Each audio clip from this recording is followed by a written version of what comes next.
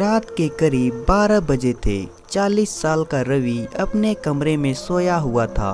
तभी अचानक उसकी 23 साल की बहू रेखा कमरे में दाखिल हुई और हल्के हाथों से रवि के नाजुक अंगों को सहलाने लगी। अचानक से रवि की नींद खुली तो बहू को ऐसे करते हुए देखकर उसकी आंखों के सामने अंधेरा छा गया। वह रेखा से बोला, बहू तुम यह क्या कर रहे हो? तुम होश में तो हो? रेखा बोली, ससुर जी आपकी बॉडी देखकर मैं मदहोश हो जाती हूँ। ससुर जी आपको पाने के लिए मैं तरस रही हूँ, चलो प्यार करते हैं। यह सुनकर रवि घबरा गया। वह तुरंत बेड से उठकर बाहर जाने लगा। तभी बहू रेखा ने ससुर को पीछे से उसे अपनी बाहों में भर लिया। रेखा बोली, ससुर जी प्लीज़ मेरे प्यार को मत ठुकराओ। ससुर जी मैं जानती हूँ सासू जी को गए हुए 2 साल हो गए हैं। आपका भी तो मन कर रहा होगा रोमांस करने का। प्लीज़ मेरे प्यास बुझा दो। रेखा ने अपने ससुर को मनाने की बहुत कोशिश की, लेकिन रवि नहीं माना और पड़ोसी के घर जाकर सो गया। यह देखकर रेखा डर गई। उसने सोचा था कि ससुर जी मान जाएंगे, लेकिन ससुर जी तो लंगोट के बड़े पक्के निकले। अब रेखा को पूरी यकीन हो गया कि सुबह होते ही ससुर जी कमल को फ़ोन करके सब कुछ बता देंगे और फिर कमल मेरे माँ बाप को बता देगा।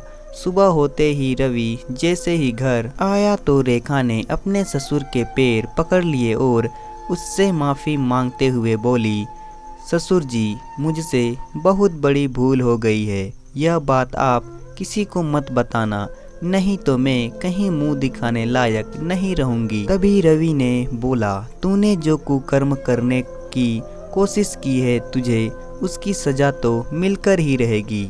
उसने कमल को फ़ोन लगा दिया। रवि ने उसे कुछ ऐसी बातें कही जिसे सुनकर रेखा की आंखों में चमक आ गई। उसकी ज़िंदगी में खुशियों का एक ऐसा भी पल आएगा उसने कभी सोचा नहीं था। यह कहानी एक छोटे से गांव की है।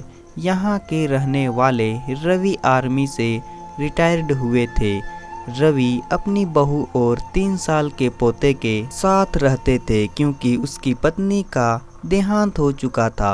बेटी की शादी हो चुकी थी और बेटा कमल दिल्ली की एक मल्टीनेशनल कंपनी में इंजीनियर था। रवि की उम्र बेशक 40 साल थी, लेकिन वह शाहरुख खान की तरह फिट रहते थे क्योंकि वह नियमित व्यायाम करते थे और अपने खान पान का विशेष ध्यान रखते थे।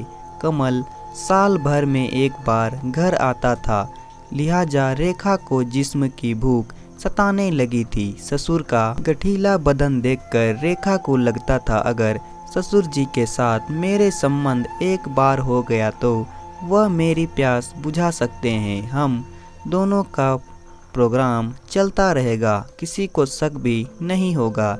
इसलिए रेखा रवि पर लाइन मारने लगी, लेकिन रवि बहू के इशारों को समझ नहीं पाया। वह रेखा की हर बात पर मुस्कुरा देते थे।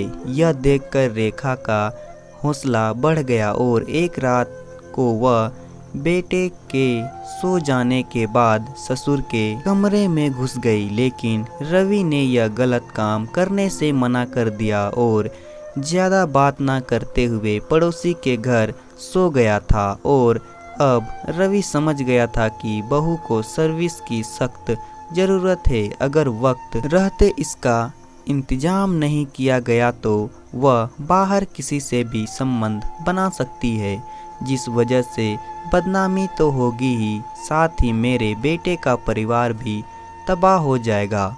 सुबह हुई तो रवि ने अपने बेटे कमल को फ़ोन लगाया और उससे कहा कि बेटा, बहू बेचारी घर में पड़े पड़े बोर हो रही है, उसे कुछ दिनों के लिए अपने साथ ले जाओ, घुमाओ फिराओ, थोड़ा उसका मन बहल जाएगा। तो कमल बोला, पापा जी वह तो ठीक है, लेकिन मैं तुम्हें घर पर अकेले कैसे छोड़ सकता हूँ। तो रवि बोला, कोई बात नहीं बेटा, मैं भी तेरे साथ आ जाऊँगा, लेकिन ऐसे वक्त में तुम्हें अपनी बीवी बच्चों के साथ रहना चाहिए, उसका ख्याल रखना चाहिए, उसका ख्याल रखना चाहिए। यह सुनकर रेखा को उसने अनजाने में कितना गलत कदम उठा लिया था। वह एक बार फिर से अपने ससुर के पैर पकड़ते हुए माफ़ी मांगने लगी थी तो रवि बोला, बेटी कोई बात नहीं। जवानी के भाव में आकर लोग इस तरह की गलतियां कर बैठते हैं, लेकिन